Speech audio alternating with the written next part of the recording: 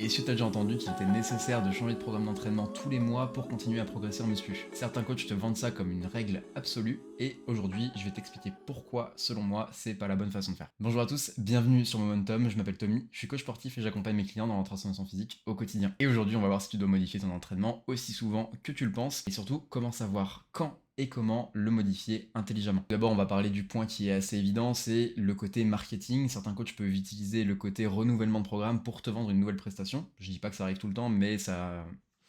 En tout cas, dans un certain moment, ça pouvait arriver un peu plus. Maintenant, c'est vrai que ça a tendance à être un petit peu moins d'actualité.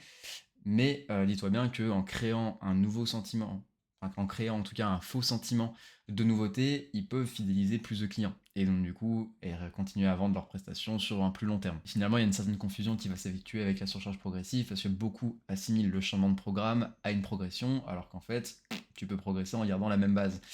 Le côté important, ça va être de, comme on le disait, adapter tes charges sur le long terme. Et c'est pas parce que tu as cette sensation euh, de difficulté qui va s'ajouter au final sur ton programme, parce que tu vas avoir des nouvelles sensations, des brûlures, des choses comme ça, que tu es forcément sur un programme qui est plus difficile, et donc du coup qui va te permettre de progresser plus rapidement. Ou en tout cas, c'est pas forcément un progrès significatif, c'est juste que tu as changé ta méthode d'entraînement. Mais attention, je suis pas en train de te dire qu'il ne faut pas changer de programme, je suis pas en train de diaboliser ça, il y a des moments où c'est pertinent, voire nécessaire de changer de programme.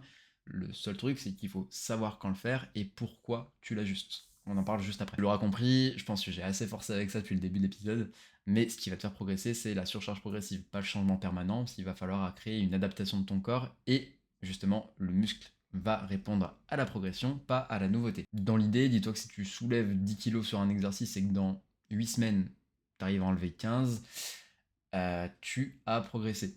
Par contre, si tu changes d'exercice toutes les 4 semaines, tu n'auras aucun facteur qui va te prouver que tu as réussi, et je pense que tu auras même stagné parce que tu n'auras pas réussi à mettre un effort supplémentaire là-dessus. Dans l'idée, si tu veux progresser, il va falloir se baser sur certains piliers de la progression, et tout simplement, ça va commencer par l'augmentation d'une charge progressive. Donc là, on est littéralement sur le poids que tu vas lever.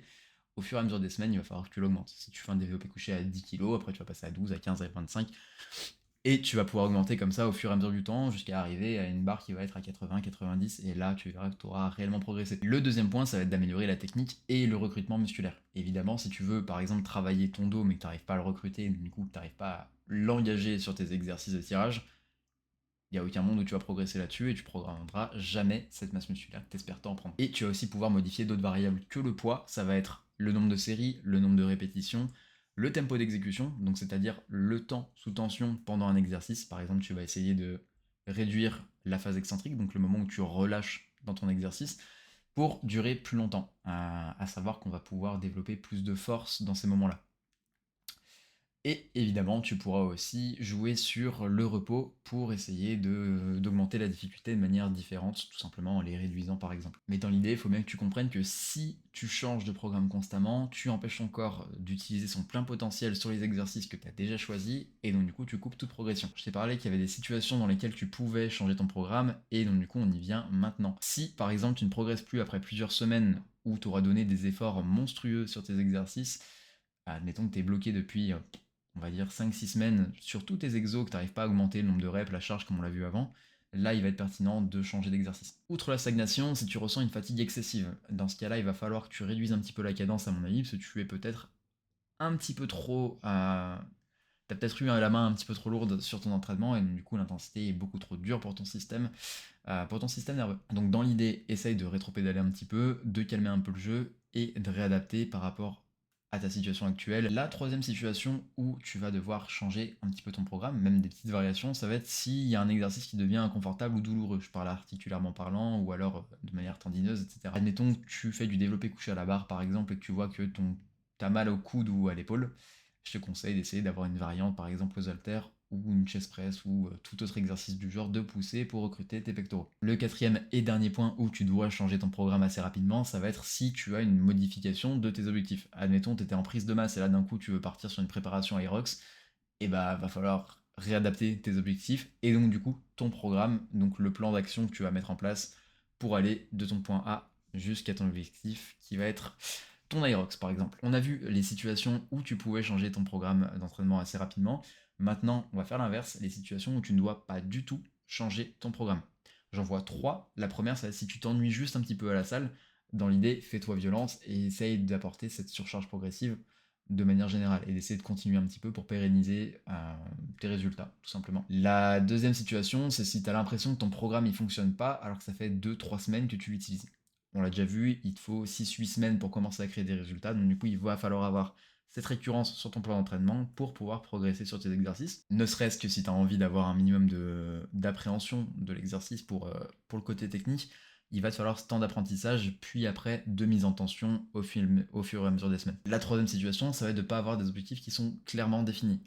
Dans l'idée, si à un moment donné tu veux faire du street, après tu vas aller sur de la prise de force, puis après de l'endurance ou du body, et puis après sur une prépa marathon, forcément, si tu es touche à tout, ça va être compliqué pour la suite pour pouvoir progresser efficacement. J'ai fait cette erreur pendant des années à vouloir essayer de faire un peu de body, un peu de power, etc. Et donc du coup, tu as tendance à te perdre dans ta progression et donc du coup, tu vas juste stagner. Dans l'idée, avant de tout changer dans ton programme, tu peux essayer de répartir différemment pour optimiser un petit peu et sans avoir ce côté réapprentissage technique systématique quand tu changes tes exercices. La première solution que je peux te proposer, ça va être de varier les répétitions et les charges. Dans l'idée, tu peux commencer par travailler un petit peu plus en force en faisant du 4x8 ou du 5x6 par exemple, puis partir sur des séries un petit peu plus hypertrophiques en partant sur des séries de 3x10, 4x12, etc.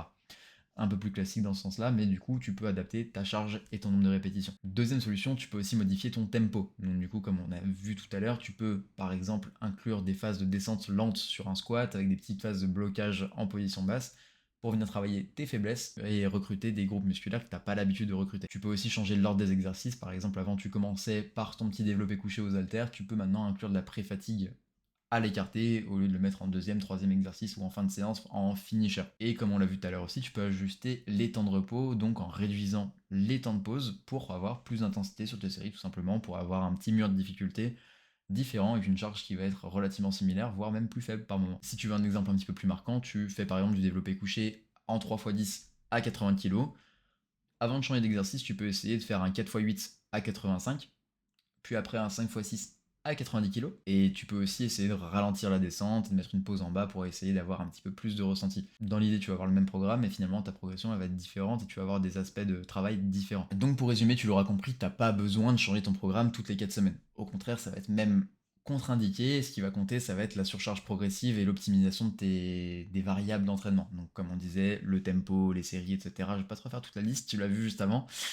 Donc dans l'idée, change seulement si tu stagnes vraiment et si ton objectif évolue. Si tu veux un programme qui te permet de progresser sur le long terme sans tomber sur des pièges de marketing, tu peux me contacter, je t'aiderai à structurer ton entraînement et ta diète de manière personnalisée. Ça se passe sur mon site tmcoaching.fr. Donc n'hésite pas aussi à partager cette vidéo, à lâcher un petit commentaire ou un petit like pour me dire ce que tu en as pensé. Et moi je te dis à la semaine prochaine.